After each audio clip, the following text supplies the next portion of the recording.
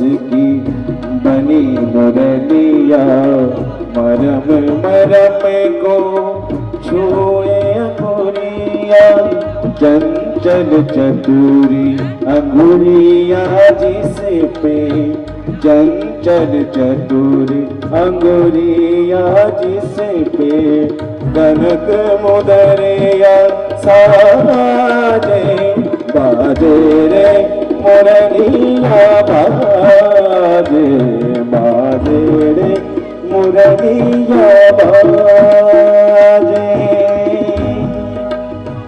अधर धरे मोहन मुरली पर, अधर धरे मोहन मुरली पर, होठों पे माया विराजे, बाजे रे मुरलिया बाजे, बाजे रे मुरलिया बाजे।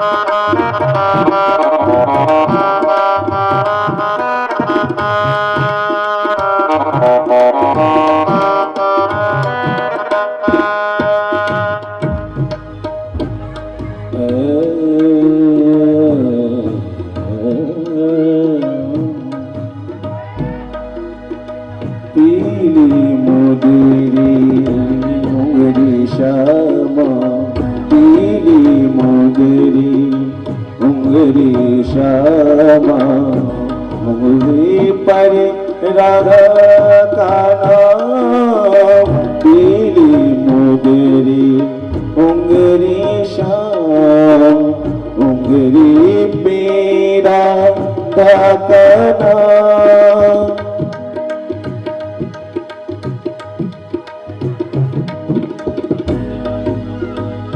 मुदरी पे राधा का नाम, आखर देख सुने मधुर स्वर, आखर देख सुने मधुर स्वर, राधा गोरी लाजे, बाजे रे बाजे रे बाजे रे मुरलिया बाजे, बाजे रे मुरलिया बाजे। बोली बांके बिहारी लाल जी की।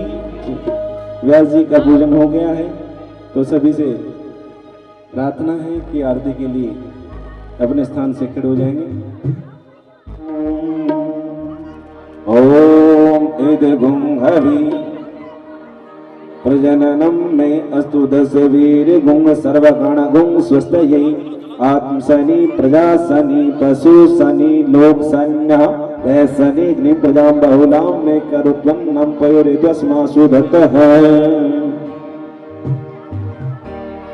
श्री भागवत भगवान की है आरती, पापियों को पाप से है तारती। श्री भागवत भगवान की है आरती, पापियों को पाप से है तारती। श्री भागवत भगवान की है आरती, पापियों को पाप से है तारती।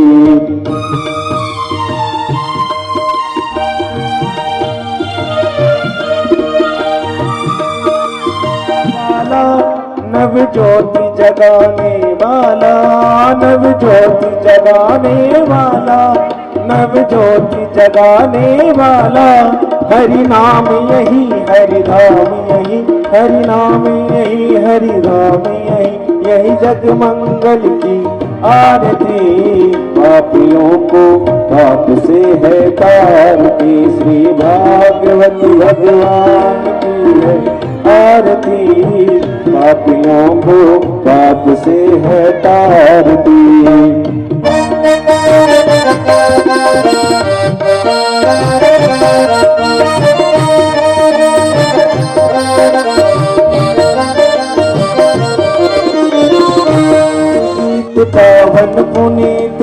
पापों को मिटाने वाला, हरि दरस कराने वाला, प्रभु दरस कराने वाला, प्रभु दरस कराने वाला।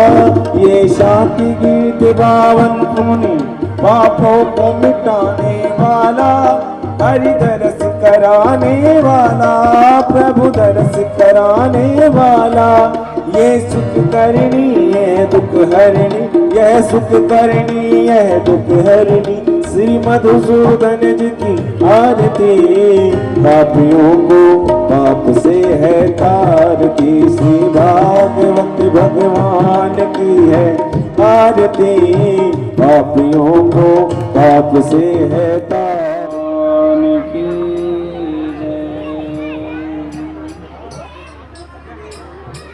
श्री ठाकुर जी महाराज की जय।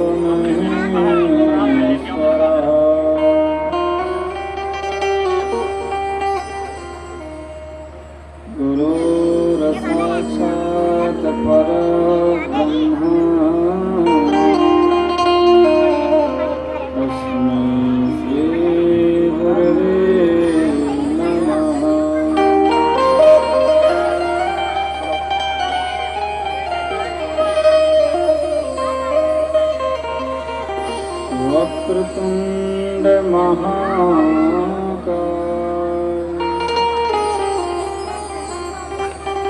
सूर्यकोटि समप्रभा,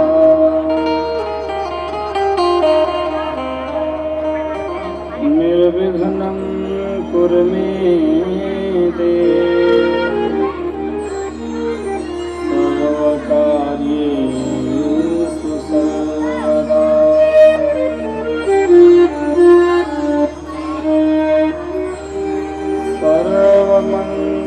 सर्वमंगलमांगल्ये शिवे सर्वार्थसाधिके,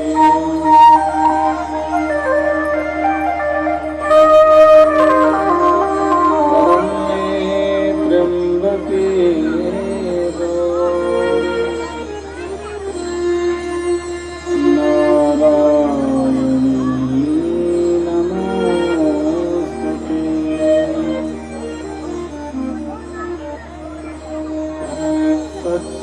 सच्चिदानंद रूपाय,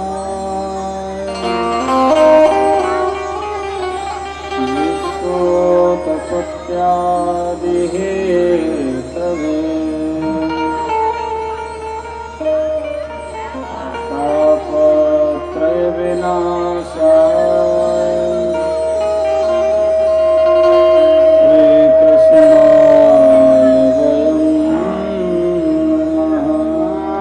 वासुदेवाय, हरे परमात्मने, प्रणतः क्लेशनाशाय, गोविन्दाय नमो नमः। नीलाम्बुजश्यामलकोमलाङ्गो समारोपित्वा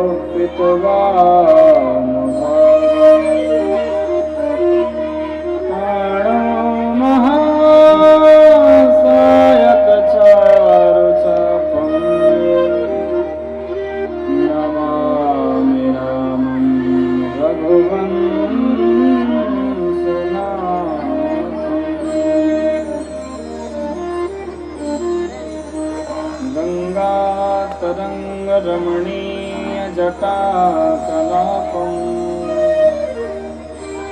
गौरी निरंतर विभूषित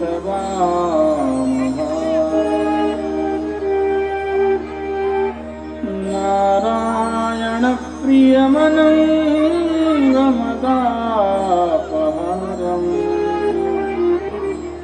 वाराणसी पुरपति भज विश्वनाथम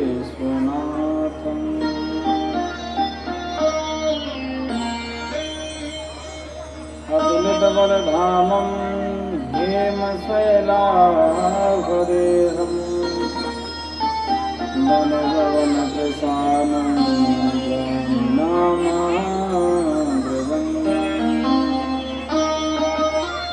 सकल गुण निधानं वानराणामधीशं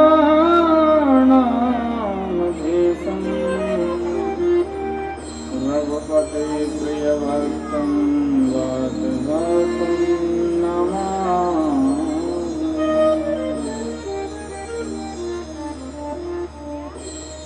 लाल देह लाली लसे अरुधर लाल लगो वज्र देह दानो दलन जय जय जय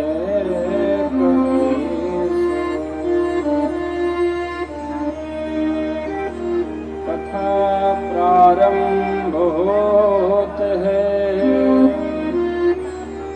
सुनो वीर हनुमान आन विराजो कथा में आए करूं कल्याण।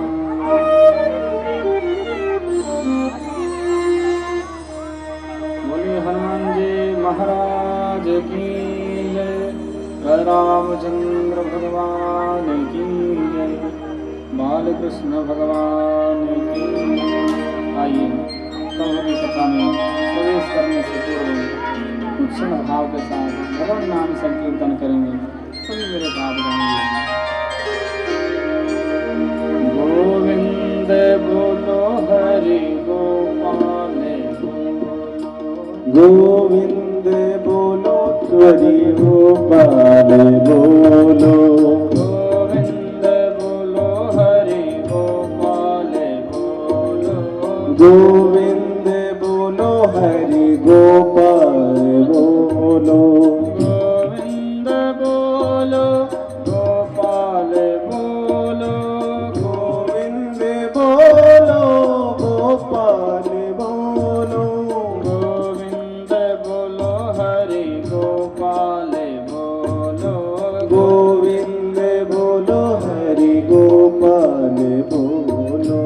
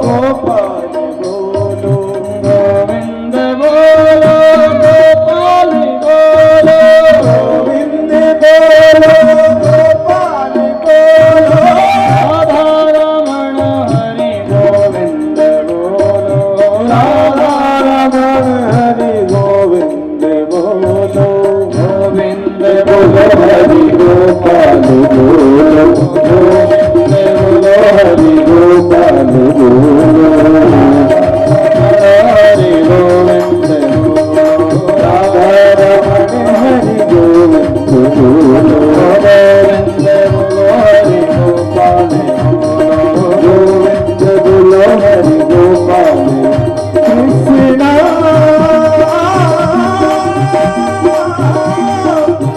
हरे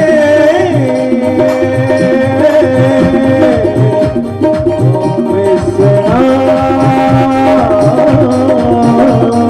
गोविंद बोलो हरि गोपाल गोविंद बोलो हरि गोपाल बोलो राधा रमण हरि गोविंद बोलो राधा रमण हरि गोविंद बोलो। बोलिए गोविंद भगवान की जय, राधा रानी सरकार की।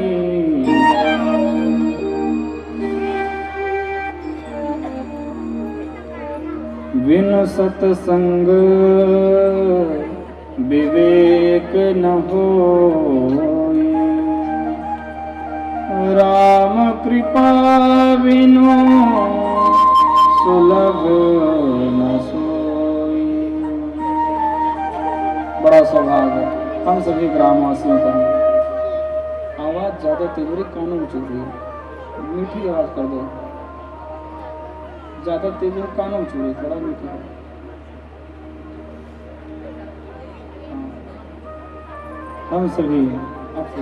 हम सभी ग्रामवासियों का बड़ा अद्भुत है यह सौभाग्य कि हम सभी को भगवान नंदनंदन श्री कृष्ण की परम पिता परमेश्वर की वही पावन कथा श्रवण करने का आनंद आ रहा है। आज हम सभी लोग भगवान की कथा के द्वितीय दिवस में आनंद की अनुभूति करते हुए भगवान की परम निर्मल परम पावनी यह कथा श्रवण कर रहे हैं। यह कथा हम सभी के जीवन को कृतार्थ करने वाली है, क्योंकि कहा गया है कि बिनु सत्संग विवेक न होई, राम कृपा बिनु सुलभ न सोई। यदि किसी जीव को जीवन में विवेक पाना है तो उसे सत्संग करना चाहिए। और सत्संग मिलता कब है? जब भगवान की विशेष कृपा होती है, क्योंकि बिना हरि की कृपा के इस कलिकाल में सत्संग मिलना असंभव है।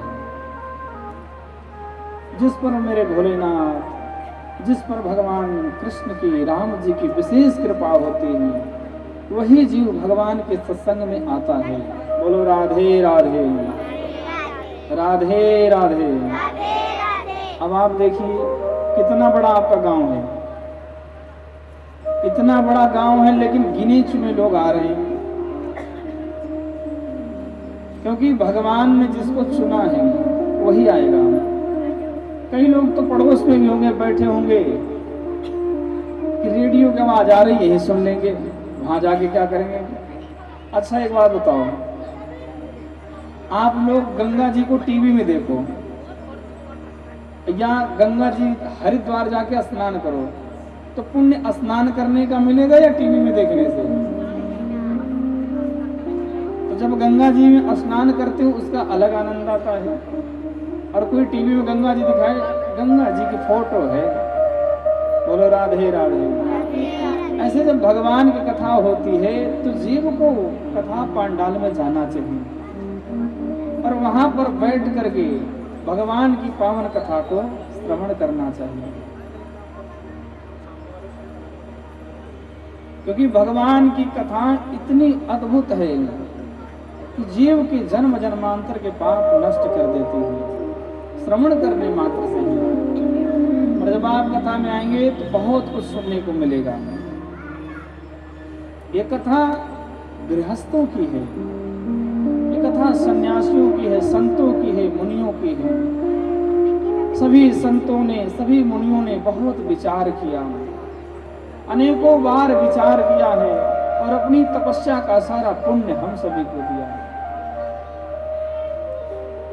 वेद व्यास जी का वह महान पराक्रम जो आज हम सभी लोग श्रवण कर रहे हैं, भगवान की विशेष कृपा वेद व्यास जी को हुई, जो वेद व्यास जी ने अनेकों पुराणों की रचना करी।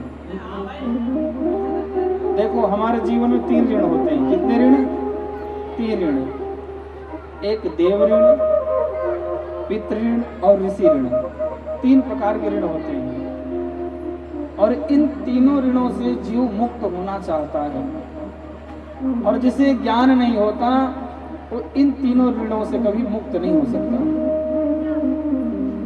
सबसे बड़ा जो ऋण बताया गया है पितृ ऋण। पितृ ऋण क्या होता है कि जैसे हमें हमारे माता पिता ने हमें पाला पोसा, तो उनका ऋण हमारे ऊपर रहता है, हम कभी चुका नहीं पाते हैं। जीवन बीत जाता है जीव का, लेकिन अपने माता पिता का जो ऋण है वो कभी भी चुका नहीं पाता। बोलो राधे राधे।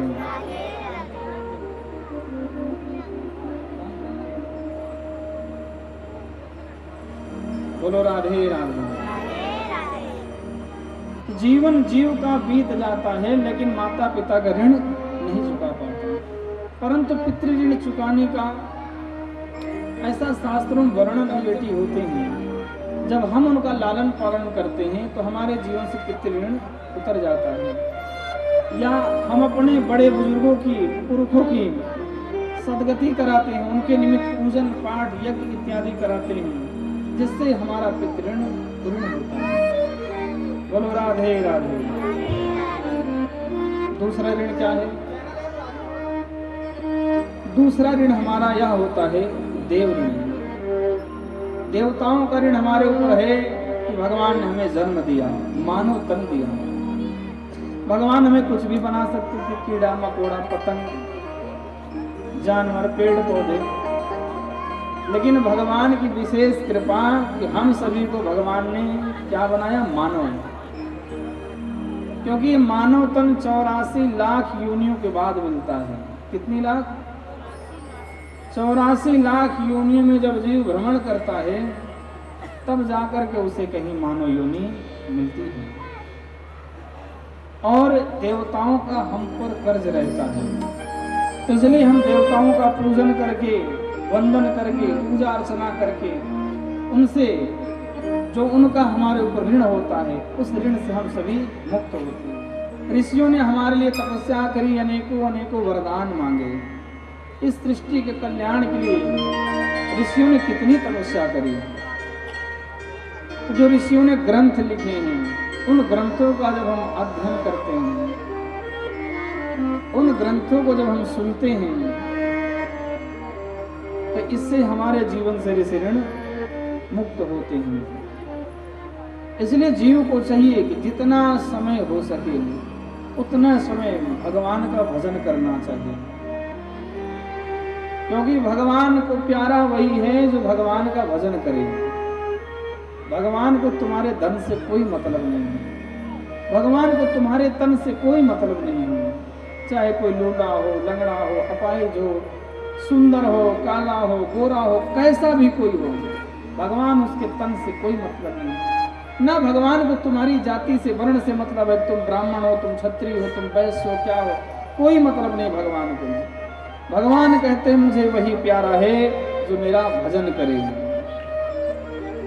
इसलिए जीव को भगवान का भजन करना चाहिए। अरे प्यारे, भजन ना आ सके तो राम नाम की माला करनी चाहिए।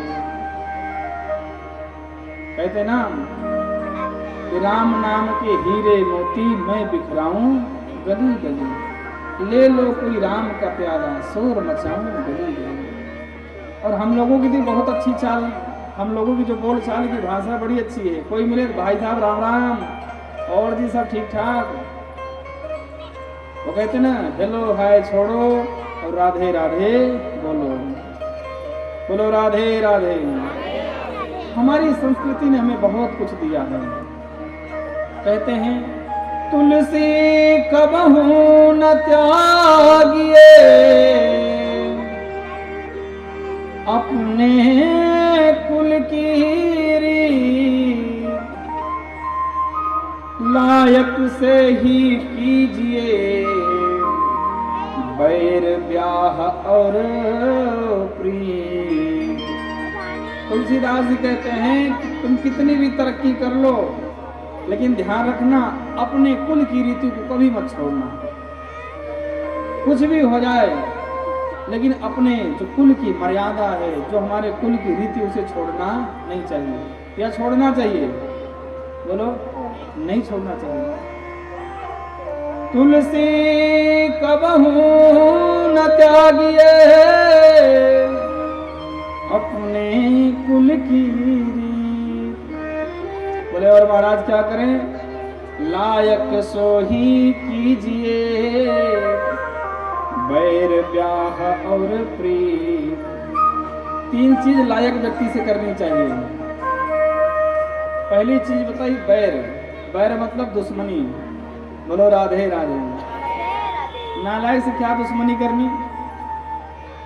दुश्मनी उससे करो जो निभा सके।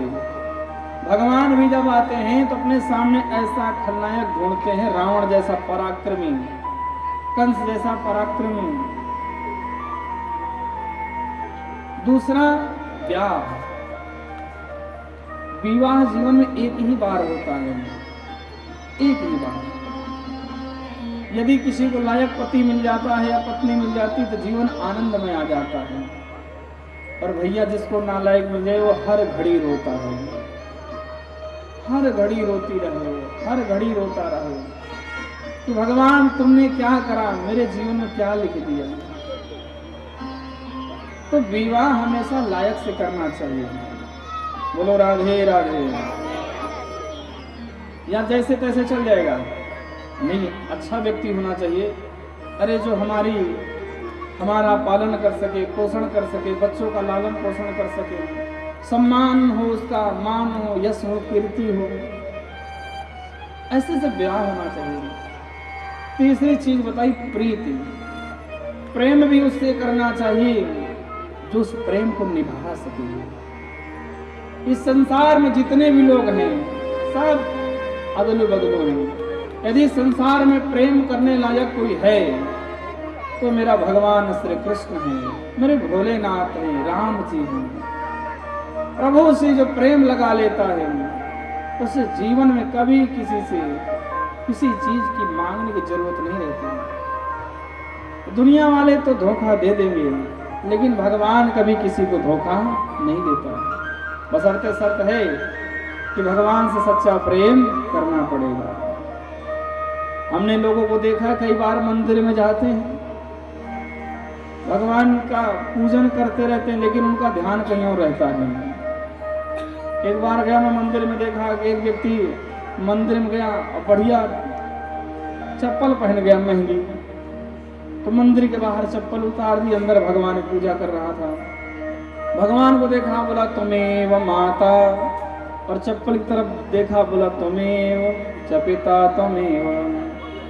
भगवान को माता बताया, चप्पल को देखे पिता, तो उसका ध्यान भगवान पर नहीं था, सारा का सारा ध्यान चप्पल पर था।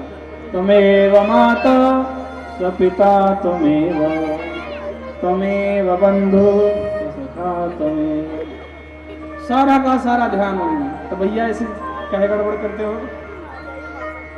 इसलिए हमारे धर्म शास्त्रों में बताया गया कि तुलसी की माला पहनो, रुद्राक्ष की माला पहनो।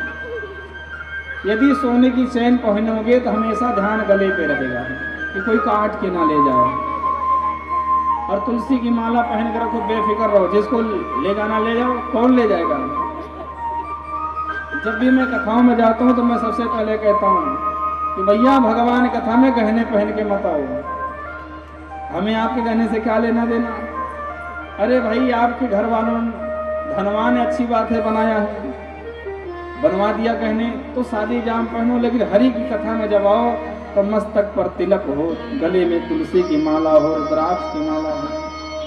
एक भक्त का जो वेश होता है, भक्त का वेश बड़ा अद्भुत होता है। इसलिए भगवान को पाने के लिए मन साफ होना बहुत जरूरी है। एक साधक लिखते हैं कि हमने आंगन नहीं बुहारा, हमने आंगन नहीं बुहारा, भगवान कैसे आएंगे भगवान कैसे आएंगे भगवान कैसे आएंगे भगवान। चंचल मन को नहीं संहारा, चंचल मन को नहीं संहारा, कैसे आएंगे भगवान कैसे आएंगे भगवान कैसे आएंगे भगवान कैसे आएंगे भगवान।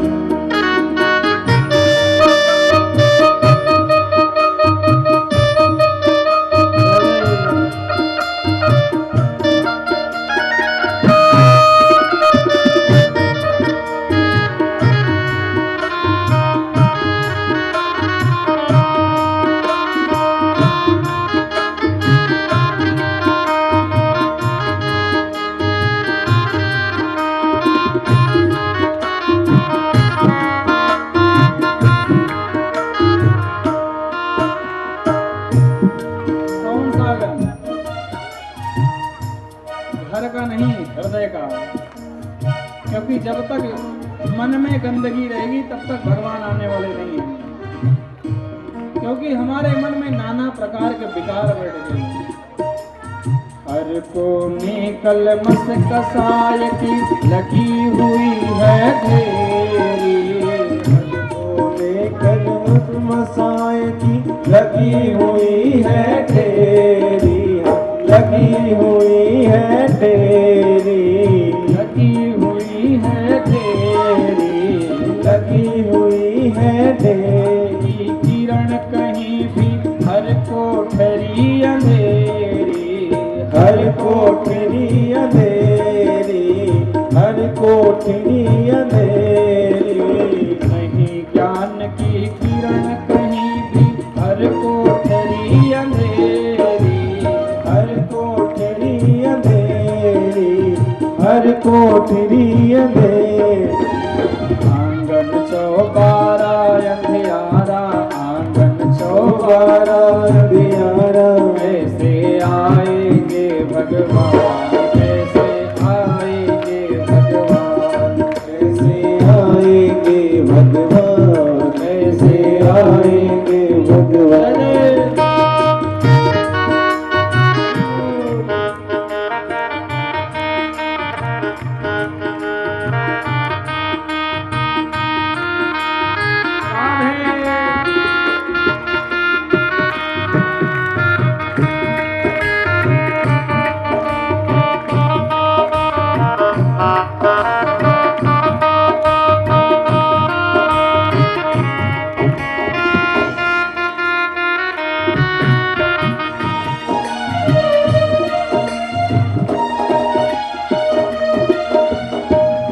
और क्या है? हृदय हमारा पिघल न पाया जब देखा दुखियारा, जब देखा दुखियारा जब देखा दुखियारा। हृदय हमारा पिघल न पाया जब देखा दुखियारा, जब देखा अंधियारा जब देखा अंधियारा।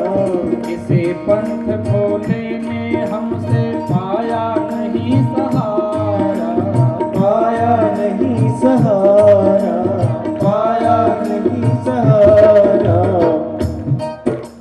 सूखी है करुणा की धारा, सूखी है करुणा की धारा, कैसे आएंगे भगवान कैसे आएंगे भगवान कैसे आएंगे भगवान कैसे आएंगे भगवान।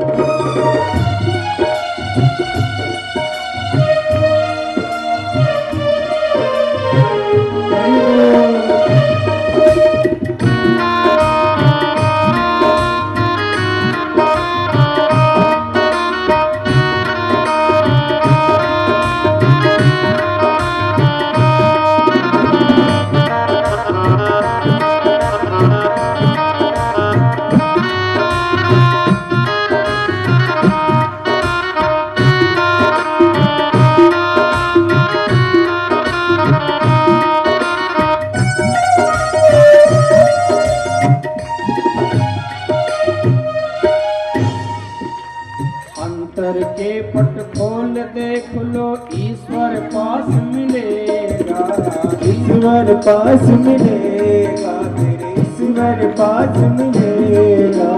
हर प्राणी में ही परमेश्वर का आभास मिलेगा, आभास मिलेगा, आभास मिलेगा। सच्चे मन से नहीं पुकारा, सच्चे मन से नहीं पुकारा, कैसे आएंगे भगवान, कैसे आएंगे भगवान, कैसे आएंगे भगवान, कैसे आएंगे भगवान।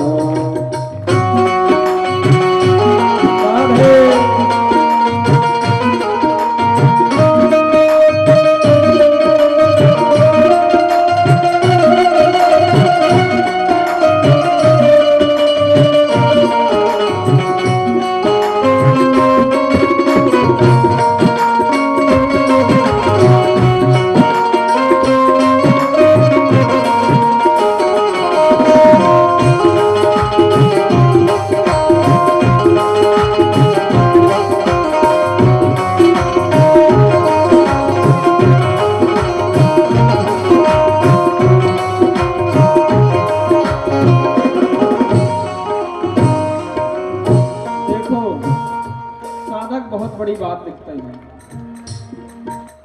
निर्मल मन हो तो रघुनायक सबरी के घर जाते, सबरी के घर जाते, सबरी के घर जाते।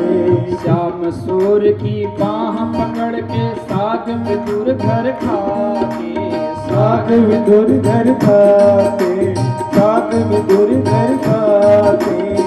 साधक ने कहा यदि मन निर्मल हो तो भगवान झूठे बैर भी खा लेते हैं, और मन में तुम्हारे पाप हो तो 56 भोग लगा दो, भगवान खाने वाले नहीं है। निर्मल मन हो तो रघुनायक सबरी के घर जाते, सबरी के घर जाते, सबरी के घर जाते। श्याम सूर की बाह पकड़ के साग विदुर घर खाते, साग विदुर घर खाते, साग विदुर घर खाते। इस पर हमने नहीं विचारा, पर हमने नहीं विचारा, कैसे आएंगे भगवान, कैसे आएंगे भगवान, कैसे आएंगे भगवान, कैसे आएंगे भगवान।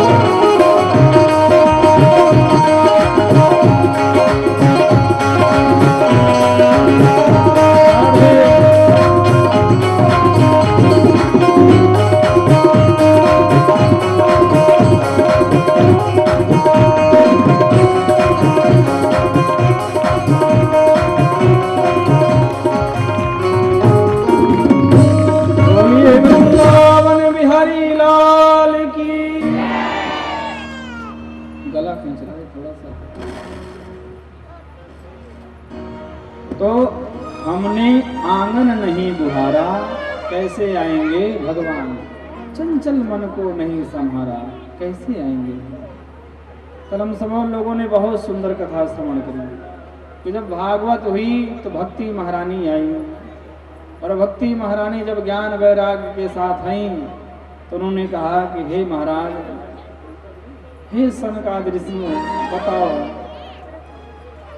मैं कहाँ बैठूं, कहीं पर स्थान नहीं है खाली। तो सनकादिक ऋषियों ने कहा, हे भक्ति महारानी, आप सभी भक्तों के हृदय में जाकर के बैठ जाइए। तो जब भी भागवत कथा होती है तो भक्ति ज्ञान और वैराग्य के साथ सभी भक्तों के हृदय में आकर के बैठ जाती है। बोलो राधे राधे।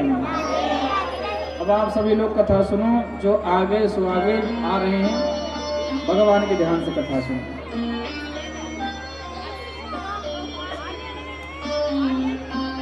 श्री सूत जी कहते हैं, हे शौनक ऋषियों, यह कथा इतनी अद्भुत है कि जीव जीते जीते सुन ले, जीते जी सुन ले तो उसका कल्याण तो होता ही है। यदि मरने के बाद भी भगवान कथा सुन ले तब भी उसका कल्याण हो जाता है। तो बोले महाराज,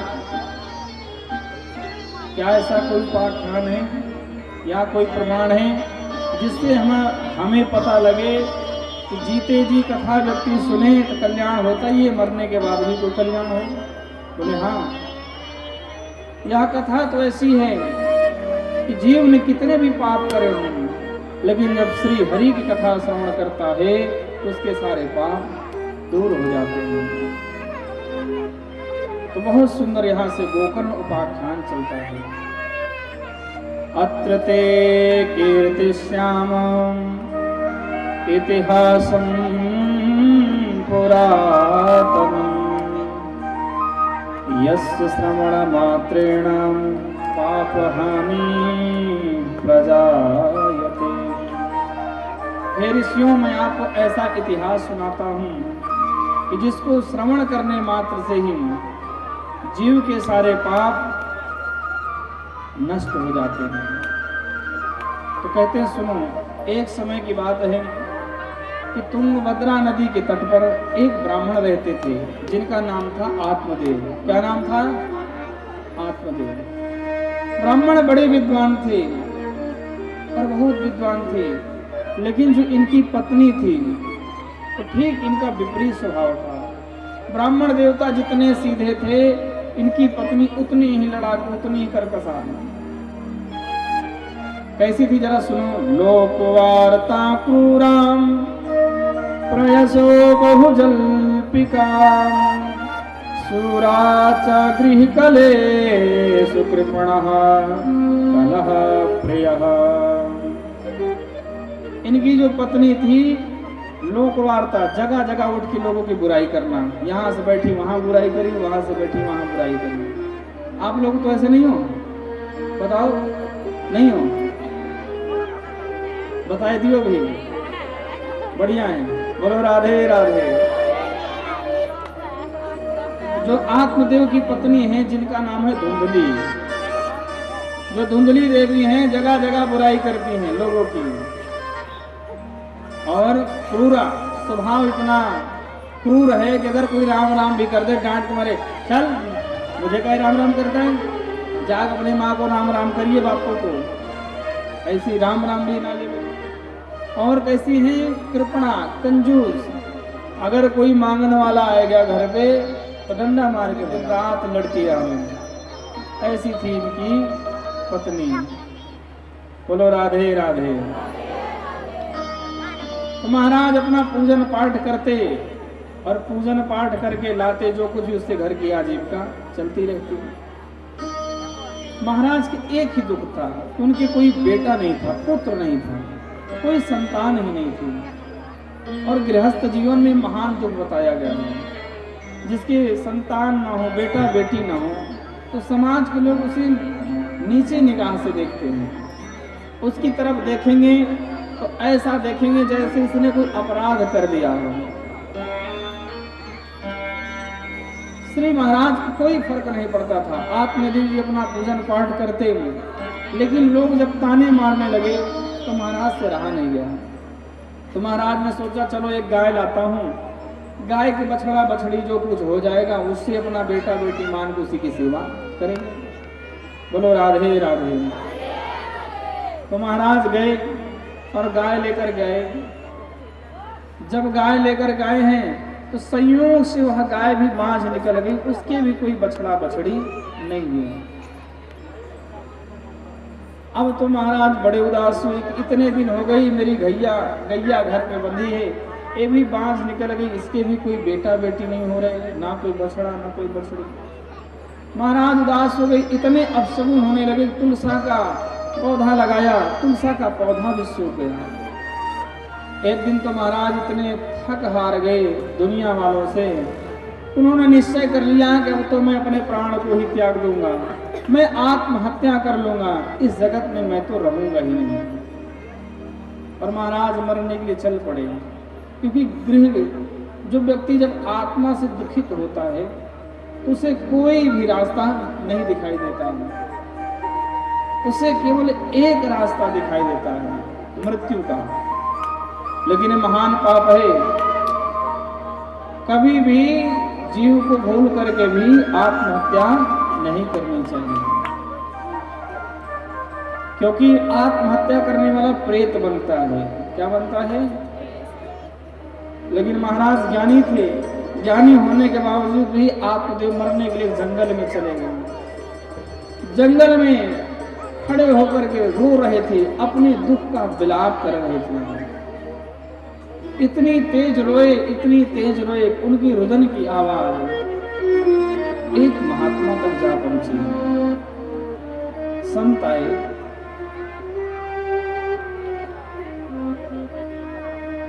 बोलो राधे राधे। उनके रुदन की आवाज एक महात्मा तक जा पहुंची तो महात्मा आए और महात्मा ने कहा, हे ब्राह्मण, क्यों रोते हो? आखिर तुम्हें क्या दुख है?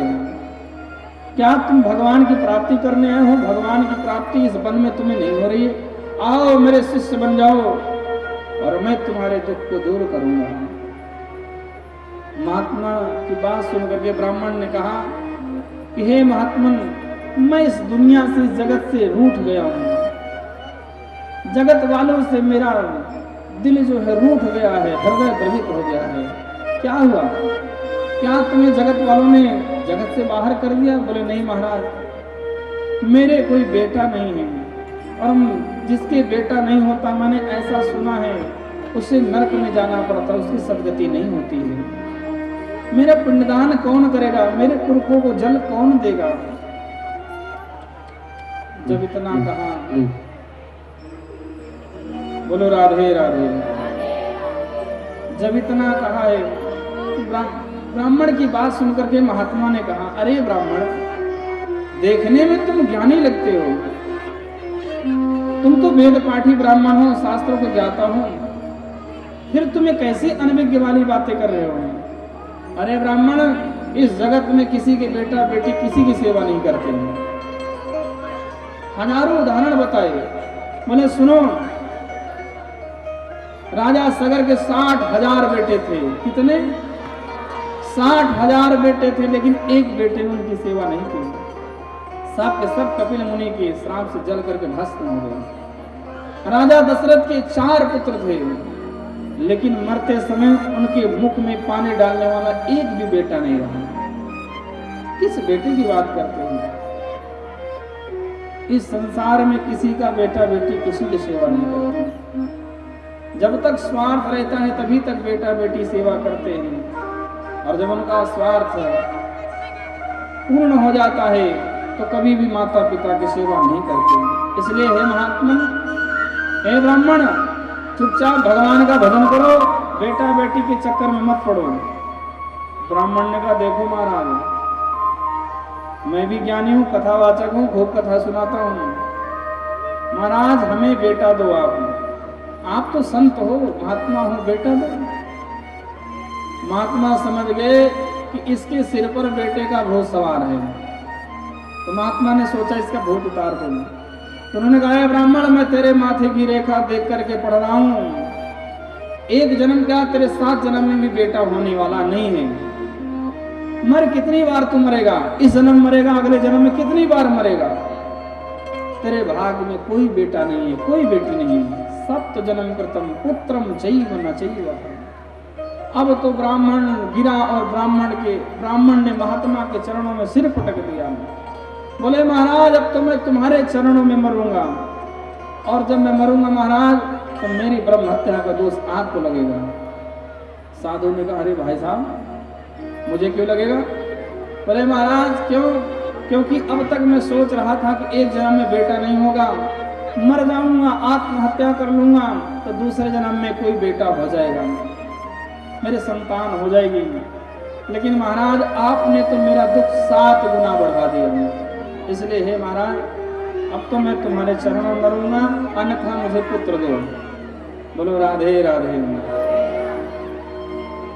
जब इतना कहा तो महाराज ने बहुत उदाहरण दिए, बहुत ज्ञान दिए, और बोले, ऐ ब्राह्मण, भगवान का भजन करो। ब्राह्मण ने कहा, एक बात बताओ, किसी को प्यास लगी हो तो आप उसे पानी पिलाओगे या पानी का प्रवचन दोगे? आप बताओ। अगर किसी को प्यास लगी हो तो आप उसे पानी पिलाएंगे या पानी का ज्ञान देंगे? पानी का ज्ञान दें, पानी पिलाएंगे, हैं? ठीक है, बोलो राधे राधे। पानी पिलाना चाहिए। अगर कोई कहे कि भाई साहब मुझे प्यास लग रही है, तो आप कहो अरे अरे पानी तो बड़ा ठंडा होता है, पानी तो कुएं से निकलता है, जल से निकलता है। तो कहेगा मेरे भाई साहब मुझे भी पता है पानी कुएं से निकलता है, नल से निकलता है, ठंडा होता है, लेकिन मुझे प्यास लगी, पानी पिलाओ। ऐसे ब्राह्मण ने कहा हे महात्मन, आप मुझे पुत्र का ज्ञान मत दो, आप मुझे पुत्र दो। ब्राह्मण ने कहा ठीक है, मुझे पुत्र दो। तो महात्मा जी ने कहा चिंता ना करें ब्राह्मण, अपनी झोली से एक फल लिया और फल निकाल कर दे दिया, लो इस फल को ले जाओ और अपनी पत्नी को खिलाना, और तुम्हारी पत्नी जब यह फल खाएगी उसके निर्मल पुत्र होगा। ब्राह्मण बड़ा प्रसन्न हुआ और बोला महाराज आज मैं धन्य हो गया, जो मेरे भाग में भी नहीं था, आप जैसे संतों के आशीर्वाद से आज मैं धन्य हो गया। और बात तो सही है, जो चीज भगवान भी देने से मना कर देते हैं उसको भक्त लोग, संत लोग अपने भक्तों को दे दिया करते हैं।